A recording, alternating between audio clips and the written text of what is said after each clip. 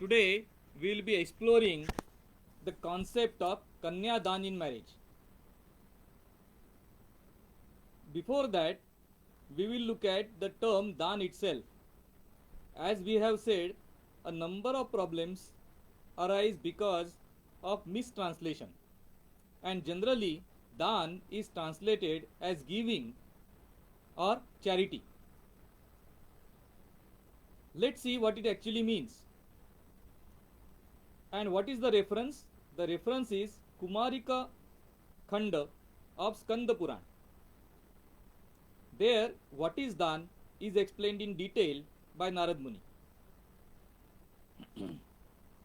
So, first thing, there are three categories: Dana, Dakshina, and Bhiksha. The Bhiksha is something that we give when a yachak comes. Somebody comes and asks you for something and you give it, it is called as Bhiksha. Dakshina is what somebody gives you for something that you have done in the past for that person. Like Guru Dakshina. Guru has given Vidya, and as a token of appreciation or Krutadnyata, the student returns to him some wealth or some asset or something in kind. And Dana is actually parting. Dan is not giving, Dan is parting with something. And parting with something without expectations of anything in return. Now let us see how this Dana is classified. The Daan is classified into two varieties or Hetu, 6 Adhisthana or reasons, 6 parties or Anka, 2 Parinama that is effects, 3 Bheda that is classifications, and 3 Vinasha Sadhana. So a Daan which is wrongly given or given to wrong person, or what you will call as charity at the wrong place, can also cause your destruction in 3 ways. So this is the whole concept of Dana. We will look at some details of this. First is Dhruva Dana. Dhruva is something steady, something that does not move. So Dhruva Dana is a Dana or parting that you have done for public utility, like building a road, building a dam, building a well, which will remain there for years to come. Then Trika Dana, which is done for daily use or matters of daily use. Then Kanya Dana is something that is done for completion of some desires. And Naimittika Dana is a Dana on a particular occasion like Grahana, Sankranta, etc. Now we come to the 6 Adhisthana or 6 reasons for Dana. First is Dharma. There are 4 Varna, and for each Varna there is a Dharma. For each Dharma there is a Dan which is denoted. That Dan has to be done every day, also Naimittik once in a while, and on special occasions, as per the Dharma. This is the Agya of the Dharma itself, or this is a part of your Dharma itself, and it changes depending on which Dharma you are following, but Dan is constant. That you have to give a Dan is necessary. Then comes Artha Dana, which is actual money. Kama Dana, which is giving activity away, which is something similar to Shrama Dana, which is done in villages or places for building roads and so on. Then, interestingly, there is something called as Lajja Dana, which we indulge at a number of places. The other person has given this much, how much are you giving? When a donation seeker asks this way, what we are parting with is Lajja Dana. log kya kahenge, and for that one we give. Or when we ask how much other people have given, and looking at that we give, it is lajja dan. Then we come to the most common dan we come across, which is harsha dan. Anybody who has passed an examination has always got this question: peda kahan hai? Where are the sweets?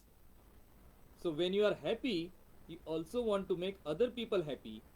So you are sharing your harsha with them, and that is called as harshadana. And the last one in this category is the bhayadana. Bhayadana is because of fear of the person who has come to ask for. You are parting with something, that is called as a bhayadana, or because of fear you are giving away something, that is bhayadana. So these are the 6 categories. Now we come to the Veda, and this is where the depth of Indian philosophy is seen. Veda, there are 3 Veda, or 3 types or classifications of dana. In the first one comes house, land, cows or gold. In the second one is food and clothing, and the third one is footwear, umbrellas, utensils. Now why this differentiation? If you see the first one, house, land or cows, is mean to do something for you. That is, the person who receives it will be utilizing this for furthering his station in life, furthering his standard of life, and getting more education or getting to do more of his skill. So this is akin to giving a fishing hook or making a person learn fishing, teaching a person to learn fishing, and then he can carry on. The second one is food or clothing, which is for immediate benefit. It is cold season, the person doesn't have clothing, he is shivering, you give clothing to him, it is immediate benefit. And the third one, the umbrellas, utensils, is on a even smaller scale, but still provides a utility value. Also, when the dan is given, when the dan is completed, is when the person who is receiver utilizes it for a constructive purpose. And this is where we come to the vinasha or vinasha sadhana. The 3 ways of vinasha sadhana is when you have given a dana to a person who is apatra to take it, or he misutilizes it, or he cheats and collects that dana for some other purpose. Under these 3 instances, this is vinasha sadhana. That means you are creating a path to your own destruction. The prana dana given by Prithviraj Chauhan to Muhammad Ghori would fall in this category. A dan at a wrong place to a wrong person at a wrong time. And that is why dan is positive also and negative also. That was the first one, that was the 2 hetu, good hetu, bad hetu. Hetu is not what you have in mind, hetu is what happens after you are given the dan. So this is the overall background of the concept of dana. And now we come to today's point of Kanya Dana. Kanya Dana does not fall in any categories of this. One of the main reasons is Kanya Dana is not done without having any reasoning in mind. Before the father does the Kanya Dana or parts with the Kanya, he asks 3 questions to the groom, and he gets his promise, solemn promise. Only then the Kanya Daan is performed. The first one is that you will live by dharma. That is, you will do your duties to the best of your ability all through your life. Second is artha. You will earn enough money for the upkeep of the family to keep the living standard. And third one is kama. That is, you will love your wife to be, all your life. Only after the groom says yes to these three, that is the Kanya is released or Kanya is parted with. And that is why this is not an unconditional dana, and that is why Kanya Dana is not real dana. The relationship with the Kanya continues even after the marriage,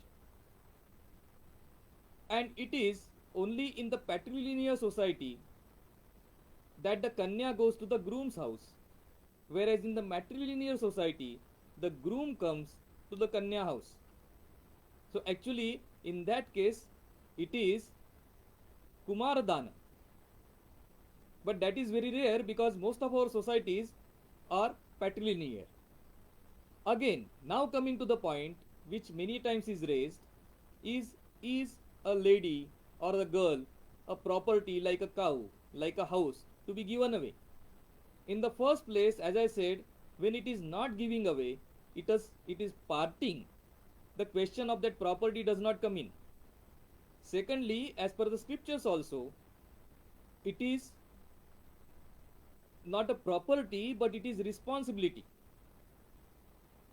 And a lady is so precious. Only our religion is the one where there is a Devi existing. And that Devi is a very powerful concept. The Devi is not a weaker sex sitting at home, but it is somebody who is helping the husband on the battleground, be it Satyabhama, be it Kali, or be it Kaikai, or even be it Sita, who used to play with the Dhanushaban. So the concept of weaker lady is not there, concept of stronger lady is there. And what is said is it is so precious that in the younger time, that is the childhood, the father should be taking care of the daughter. In the middle age, it is the husband's duty, and in the old age, it's son's solemn duties. So it is not that it is treated as a property, but it is treated as something more precious, and that is why it is said, Yatra naryastu pujante vartante tatra devata. Wherever there is a presence of a lady, only then, and only where a lady is respected, that is where all the devatas would stay. And that is where we come to the end of the Kanya Daan ritual of marriage. Keep writing to us. Send us your questions and queries. Namaskar.